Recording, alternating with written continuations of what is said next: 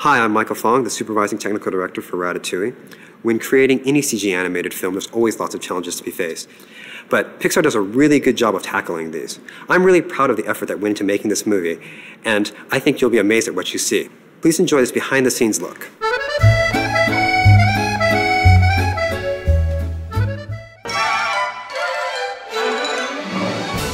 Animation is a very, very complicated business. There's hundreds of people involved in the actual production. So many things that we take for granted in real life are difficult to do in the computer. Pixar is really very good at addressing complex problems. By far, this is the most complicated clothing that we've done. We went through a special sequence on that with a character with Linguini jumps into the Seine to try and save Remy. He comes out dripping wet, and we had to try and figure out a way to get that look when cloth sticks to the skin and you can see just a little bit of color coming through. And so what do? We abuse one of our poor coworkers. We make him dress up in a chef's outfit. We douse him with water and we film it. What does it look like? Where on the clothing can you see through to his skin? Where do the drips come off of his face? It's kind of our excuse to abuse coworkers, actually, now I think about it.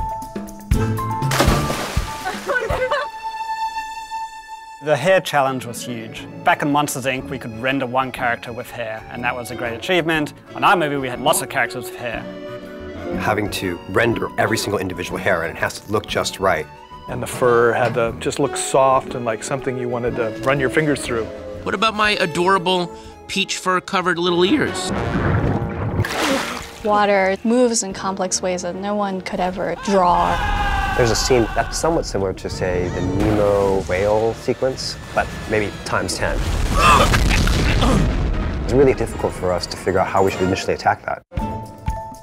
Creating fast-moving, rapid water, is really hard because water, unlike physical objects, evolves and has totally random shapes. It's just always been a very hard thing to deal with in CG. There is this one key moment in the movie where Remy falls from the roof into a sink of water. So basically we took various characters and just dropped them in and basically looked at how they went through the water, how much of the water they pulled down with them, how the bubbles that resulted came back up. It's so exciting when you've worked technically on these characters, the first time you see them in a story sequence, and all of a sudden, they're funny, they're alive, you're just laughing. You get to go see yet another Pixar movie where they're deepening and deepening what they do. Little things that you normally wouldn't notice in animation, like quality of the light at night, hitting fog in Paris.